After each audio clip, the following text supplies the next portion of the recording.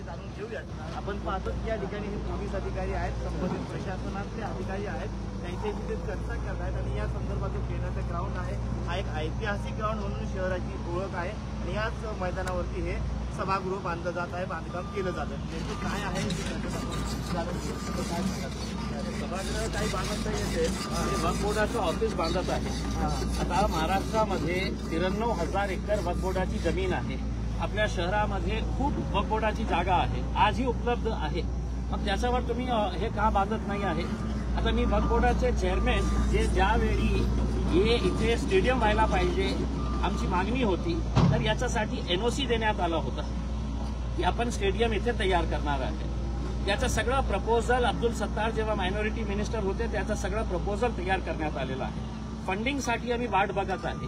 मग गुपचूप का कारणाने वक्फ बोर्डाचे सदस्य आणि वक्फ बोर्डाचे चेअरमॅननी कोणत्या आधारावर ते एनओसी कॅन्सल केली आणि इथे 3-3 ऑफिस बांधणार आहे?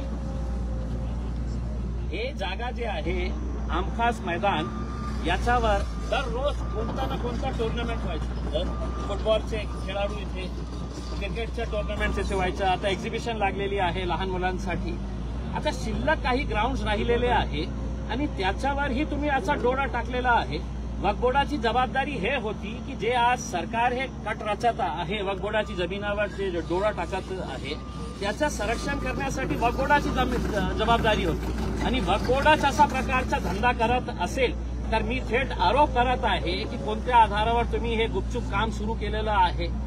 3-3 ऑफिसेससाठी तुम्हाला कुठे जागा मिळत नाही होती तर माझ्यासोबत चला, मी तुम्हाला दाखवतो की कुठे कुठे वक्फ बोर्डाची जागा आहे। मग ते सगळं विकून टाकून तुम्हाला पैसे खायचे आहे का? आम्ही 3 ऑफिसेस तर सोडा, 1 इंचची जागा कुठल्याही प्रकारच्या ऑफिसेस किंवा कन्स्ट्रक्शनसाठी आम्ही देणार नाही। आणि आम्ही म्हणजे या शहरातले जे खेळाडू आहे, या एरियातले भागातले राहणारे जे लोक आहेत जे दररोज इथे वॉकिंगसाठी, जॉगिंगसाठी, खेळण्यासाठी इथे येतात, यांचा विरोध आहे आणि त्या विरोध आम्ही कायम ठेवणार आहे। म्हणून इथे आम्ही काम थांबवणार आहे आणि पीडब्ल्यूडीच्या वक्फ बोर्डाच्या अधिकाऱ्यांना मी स्पष्टपणे सांगितलेले आहे इथे कोणत्याही प्रकारच्या कन्स्ट्रक्शनला आम्ही परवानगी देणार नाही। तुम्ही म्हणतात काम थांबवलेलं आहे, मात्र या ठिकाणी जर आपण पाहिलं तर या ठिकाणी काम सुरू आहे। नाही, ते काम सुरू नाही आहे। त्यांनी ते काही तासामध्ये इतका मोठा खड्डा तयार केला होता। त्यांचा उद्देश हे होता की लवकरात लवकर आपण कॉलम्स तयार करू आणि रातोरात आपण बिल्डिंग तयार करू, कोणी बघणार नाही आहे कधी।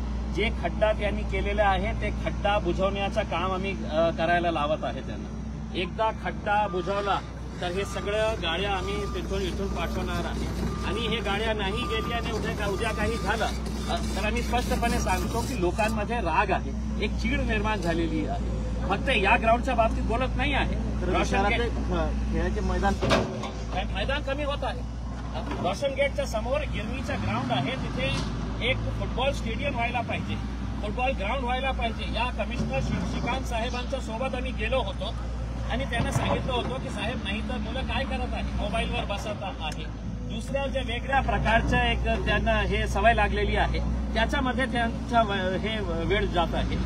तर त्या जमिनीवर काही बिल्डर्सनी आपली नजर ठेवलेली आहे आणि काही अधिकाऱ्यांच्या संगनमताने ते जमीन सुद्धा बळकावण्याचा प्रयत्न करत आहेत। एक आठवत आहे या ठिकाणी मंत्री अब्दुल सत्तार आले होते, ते आंतरराष्ट्रीय स्टेडियम दर्जाचं स्टेडियम म्हणून तो कुठपर्यंत आला? नाही, त्याच्या बघा, जेव्हा मी वक्फ बोर्डाचा सदस्य होतो त्यावेळी आम्ही एनओसी काढली। हे एनओसी काढल्यानंतर अब्दुल सत्तार जेव्हा मंत्री होते तर सगळं प्रपोजल याचा एक चांगला स्टेडियम तयार करण्यासाठी तयार झालं होतं। दुर्दैवाने खासदार पराभव झाला तर ते फंडिंग आम्हाला केंद्र सरकारकडून जे आणायची होती त्याच्यामध्ये काही उशीर लागत आहे। आता जे सध्याचे खासदार आहे आम्ही त्यांना विनंती करणार आहे की तुम्ही आम्हाला मदत करा या फंडिंग आणण्यासाठी, पण इथे स्टेडियमच होणार आहे, कोणत्याही प्रकारच्या ऑफिसेसला परवानगी देण्यात येणार नाही। आंदोलन मला करण्याची काही आवश्यकता नाही आहे। इथे जे खेळाडू हजारोच्या संख्येने दररोज इथे येतात तेच हे काम थांबवणार आहे आणि शहरवासियांचा तर सोडा, ज्या एरियामध्ये हे ग्राउंड आहे, town hall area, colony area, इकडचे लोक हे काम होऊ देणार नाही। कोणत्याही परिस्थितीमध्ये आम्ही इथे कुठल्याही प्रकारच्या कन्स्ट्रक्शनला परवानगी देणार नाही म्हणजे नाही। आपण पाहिलं ते होते इम्तियाज जलील, आता याच मैदानावरती हे जे काम सुरू केलं गेलं होतं ते आता ते बंद पाडण्याचं काम या ठिकाणी केलेलं आहे. आता ही जी मशिनरी